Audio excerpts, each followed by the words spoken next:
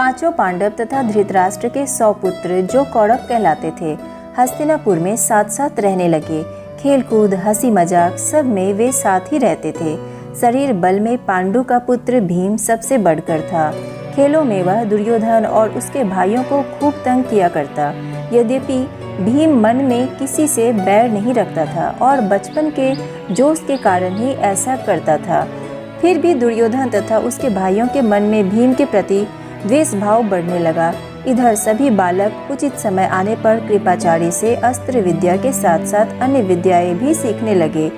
विद्या सीखने में भी पांडव कौरवों से आगे ही रहते थे। इससे कौरव और खींचने लगे। दुर्योधन पांडवों को हर प्रकार से नीचा दिखाने का प्रयत्न करता रहता था। भीम से तो उसकी जरा भी नहीं पड़ती थी। एक बार सब कौरवों ने आपस में सलाह करके यह निश्चय किया कि भीम को गंगा में डुबोकर मार डाला जाए और उसके मरने पर युधिष्ठिर, अर्जुन आदि को कैद करके बंदी बना लिया जाए। दुर्योधन ने सोचा कि ऐसा करने से सारे राज्य पर उसका अधिकार हो जाएगा। एक दिन दुर्योधन ने धूमधाम से जल क्रीड़ा का प्रबंध किया और पांचों पांडवों को उसके लिए न्योता दिया। बड़ी देर तक खेलने और तैरने के बाद सबने भोजन किया और अपने अपने डेरों में जाकर सो गए।